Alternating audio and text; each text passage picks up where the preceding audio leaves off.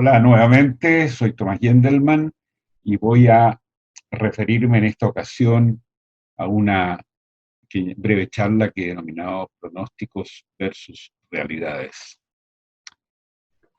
En el periodo entre 1983 y 1990 me correspondió hacerme cargo de la dirección ejecutiva para Chile de la Unión Mundial ORT, que en aquellos años estaba vinculada al Instituto Hebreo Chaim Weizmann y pasó a denominarse Chaim Weizmann Ort. Durante esos 7 años tuve una actividad sumamente interesante que la realizaba un par de horas al día, todos los días, y dedicada a la informática como herramienta de utilidad para el aprendizaje. Herramienta que era bastante nueva en el mundo en general y que Ort, con su sede en Londres, su casa matriz en Londres, tenía la experiencia de la incorporación de computadores de la BBC, ganadora de una licitación nacional en Inglaterra realmente, eh, para estos mismos fines y con resultados extraordinariamente exitosos.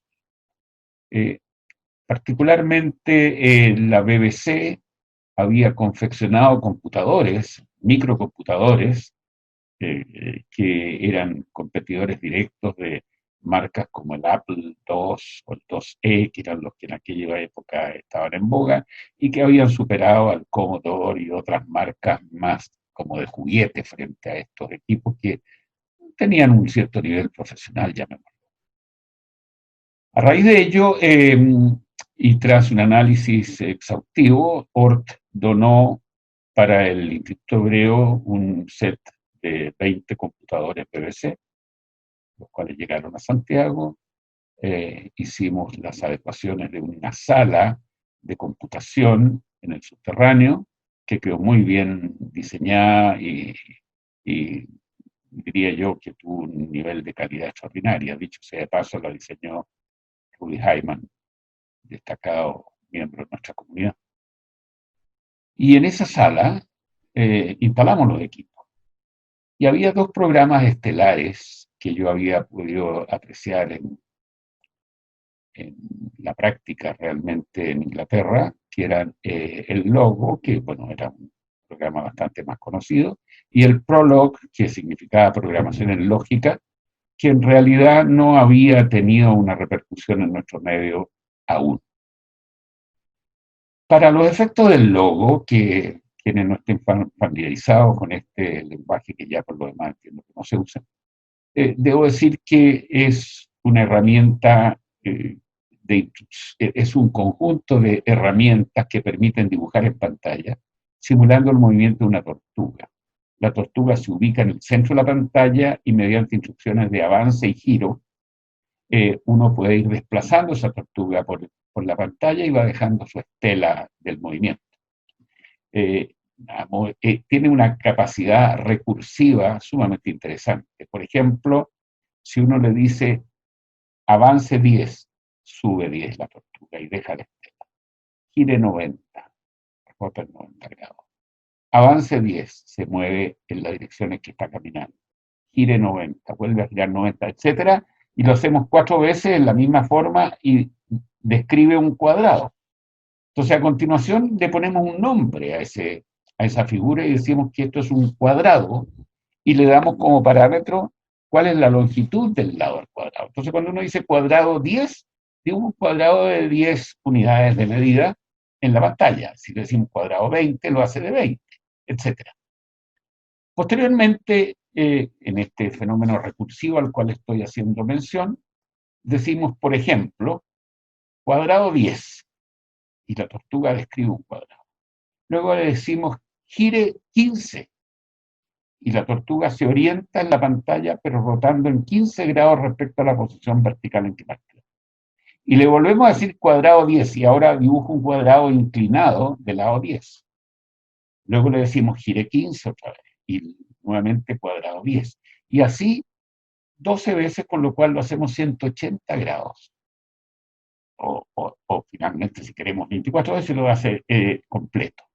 Y esta serie de instrucciones sucesivas, recursivas, la llamamos, por ejemplo, flor. Entonces decimos flor 20 y dibuja los 24 cuadraditos y dibuja una flor.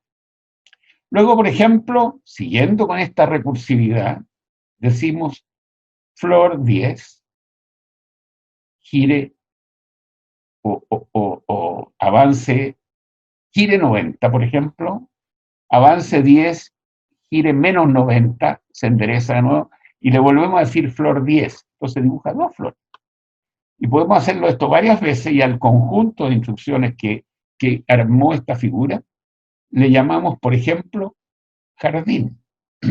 Y después jardín lo movemos varias veces y le llamamos bosque, y al bosque le llamamos selva, y a la selva le llamamos planeta, y al planeta le llamamos universo, y vemos que el proceso recursivo va haciendo referencia a todos los pasos anteriores y nos permite incursionar en el universo de las cosas. Es decir, es una herramienta extraordinariamente prolífica de creatividad para los niveles de alumnos. Hago este alcance con el detalle que lo he puesto, porque en su momento, año 83, había una suerte de resistencia de muchos apoderados, pensando que la educación tecnológica estaba invadiendo aspectos humanísticos, restándole a aspectos humanísticos territorio que era propio de la educación. El tiempo ha demostrado que las herramientas tecnológicas han aportado a los aspectos humanísticos. Tienen sus problemas, indudablemente. No vamos ahora a desconocer que frente a las numerosas virtudes hay una serie de inconvenientes para la convivencia debido a las redes sociales algunas nefastas, que han permitido el desarrollo de la delincuencia y la ciberdelincuencia. Pero esos son elementos que hay que combatir de cualquier manera. Lo importante es que desde el punto de vista de la creatividad de nuestros jóvenes, del afán de investigación, de búsqueda, etcétera, es una herramienta interesante. Pero la gracia era incorporarla en los primeros niveles de la educación. Vale decir, ojalá en el jardín infantil. Lo hicimos con el primer año de colegio, propiamente tal, o sea, enseñanza básica, de niños de 7 años. Pero para ello teníamos que instruir a los profesores primero. Y los profesores del departamento de matemáticas que hacían clase en niveles básicos, o sea, de enseñanza básica, eran 4 en ese minuto. Y les expliqué y les enseñé y los motivé a usar esta herramienta un par de veces al mes, a lo mejor una vez a la semana o algo por el estilo, con sus alumnos, pero que ellos tenían que tener un pleno conocimiento de lo que estaba ocurriendo. La capacitación duró efectivamente un mes. Al cabo de ese periodo le pregunté al profesor que comandaba este equipo cuál era su pronóstico en relación a los efectos que producirían la enseñanza de las matemáticas en sus alumnos de primero o segundo básico. La respuesta de él, que daban, dicho sea de paso, 8 semanas de clase, vale decir 2 veces por semana, serían 16 clases en total, de las cuales la mitad estaría destinado a esto, 8 clases para Logo.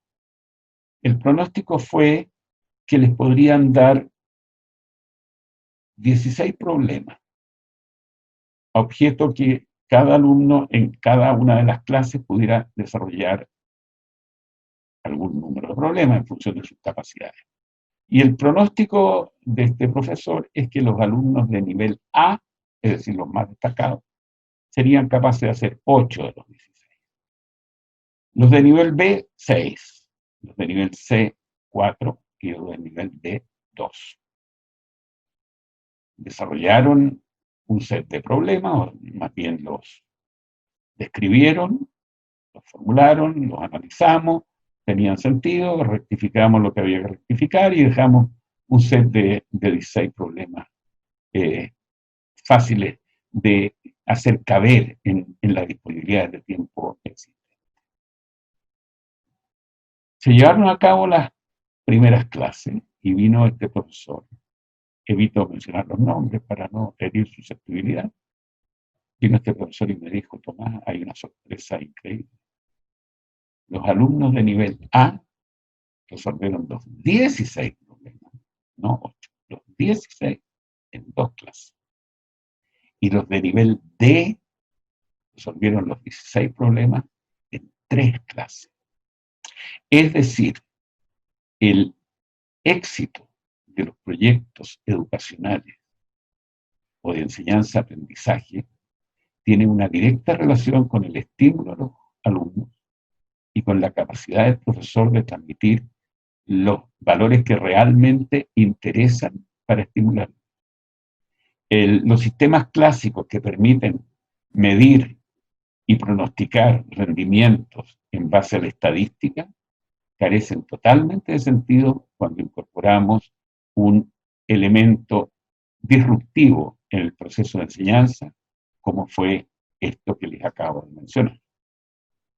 Ahora, en paralelo, con los alumnos ya de primero o segundo año de nivel medio, o sea, jóvenes de 15 o algo así, 16 años, los capacité yo directamente a ellos en Prolog, programación en lógica, que es un lenguaje de programación también probablemente ya superado, que se apoya en un lenguaje genérico que se llama Lisp y que tiene 3 segmentos fundamentales: una base de datos, un set de queries, o sea, de consultas, y luego una interacción entre el uno y el otro.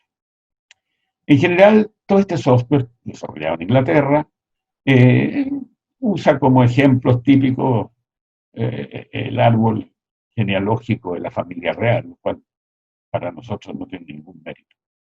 Entonces había que inventar problemas que les parecieran atractivos a los jóvenes. Y se me ocurrió formularles el siguiente esquema. Esto se resolvía, dicho sea de paso, el Prolog lo teníamos, pero para Apple, no para los BBC. O sí estaba para los BBC, pero era una estructura de datos más compleja. Y el Apple ya estaba en el colegio. Les dije: cada uno de ustedes busque unos 5 o 6 individuos y determine, o introduzca, mejor dicho, en un archivo que definimos como, que esté el nombre de la persona, el año en que nació y el año en que murió. Necesitamos tener por lo menos 100, y esa va a ser nuestra base de datos. Los personajes históricos con su nombre, su fecha de nacimiento y su fecha de muerte. En segundo lugar, vamos a construir la tabla lógica que permite comparar. Y esta va a significar determinar, por ejemplo, la contemporaneidad entre 2 personas. Se entenderá que es contemporáneo aquel individuo que nace entre la fecha de nacimiento y muerte del otro. Porque quiere decir que en algún lapso de su vida estuvieron los 2 vivos. Y eso llamamos contemporáneo para estos efectos. Construyeron una tabla estos jóvenes de 100 personas y construyeron la estructura lógica de las comparaciones con el lenguaje Lisp, desde luego, que estaba acomodado a Prolog, y que son instrucciones muy, muy simples, tan simples como designar como X la fecha de nacimiento, como Y la fecha de muerte, como N el nombre, por decir algo. Entonces comparan a N1 con N2 y ven cómo anda el X1 del 2 entre X1 y X, entre X e Y del anterior. Y si coinciden, lo registran como una de las coincidencias. A la clase siguiente, los datos ya estaban almacenados en un disquete en aquella época. Y alguien dijo: bueno, probémoslo.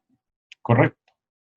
Entonces la pregunta inmediata fue: quiero saber quiénes fueron contemporáneos de Bernardo Higgins, dijo un chico.